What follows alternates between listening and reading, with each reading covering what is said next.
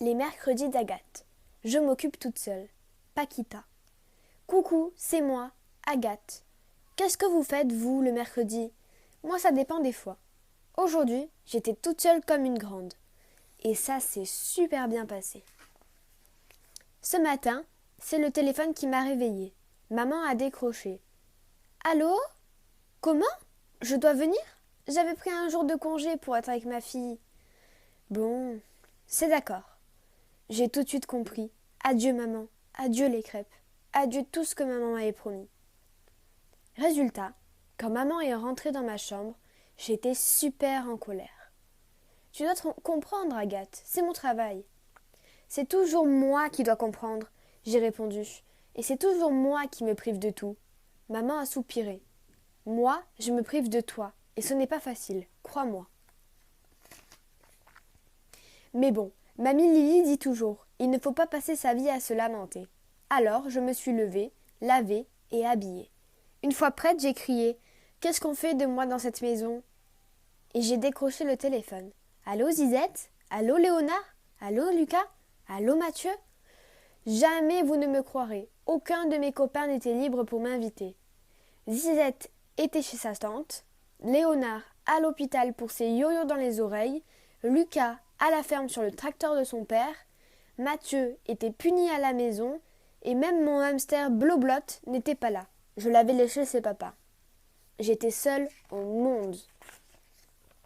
Madame Dupuis vient à la maison ce matin. Tu resteras avec elle, a dit maman. Tu pourras même l'aider. Madame Dupuis, c'est notre femme de ménage. Mais je ne peux pas l'aider, maman. Madame Dupuis aime ranger, et moi j'aime faire du bazar. Oups!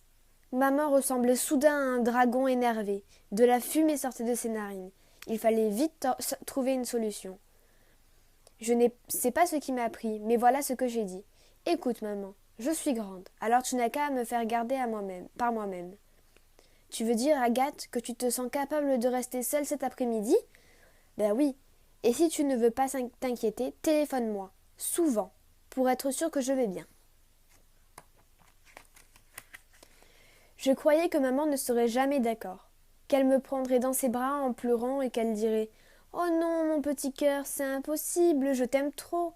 Mais pas du tout.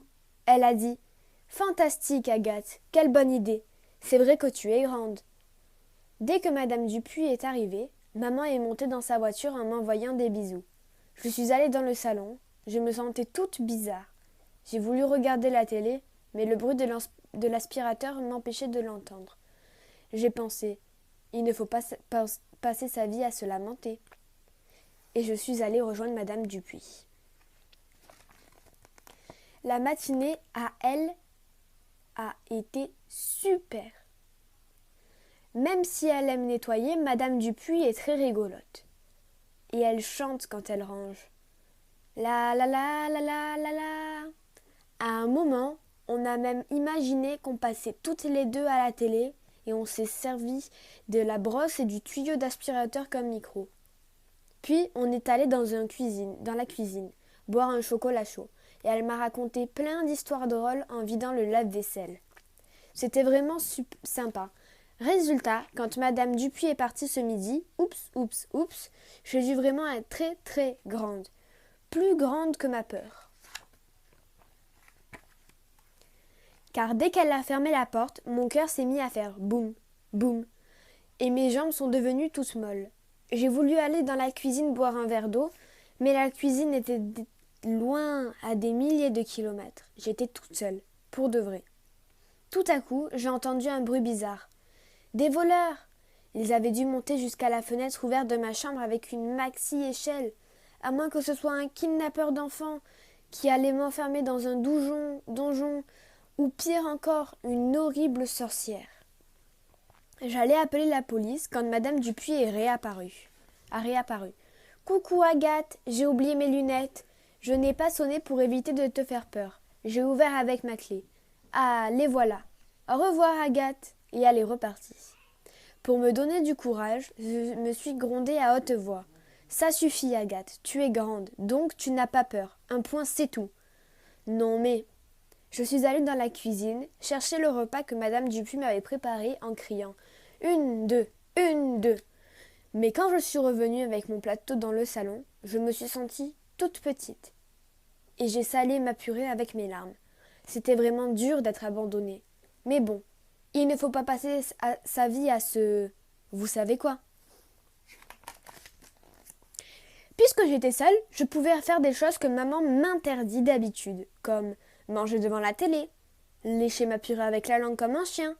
Et pour le dessert, je me suis servi 3 boules de glace. D'habitude, je n'ai droit qu'à 2 boules. Après le repas, je me suis sentie beaucoup mieux. J'ai éteint la télé et j'ai crié « Mademoiselle Agathe, qu'allez-vous faire maintenant? Lire? Bof. Jouer à mes oui? Bof bof. Apprendre mes leçons? Triple bof. » Tout à coup, j'ai eu une super idée.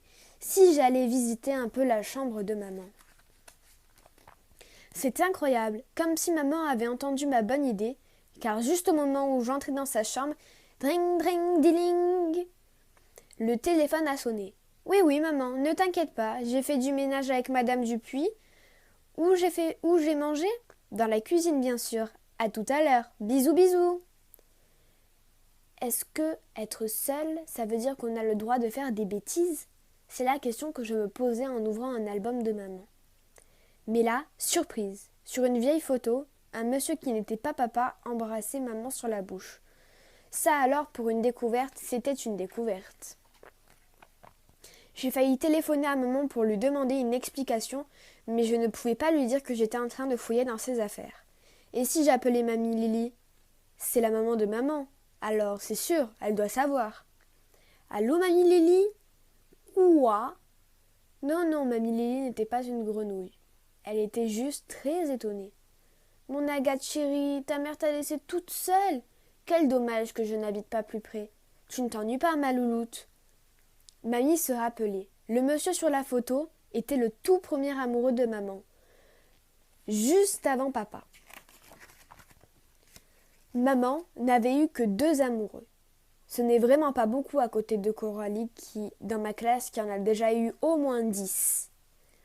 Ma puce, m'a dit mamie Lily, je vais te confier un secret. Va dans la chambre d'amis, dans le bas de l'armoire, tu trouveras un carton. Dedans, il y a ma robe de mariée. Ta maman l'a portée aussi.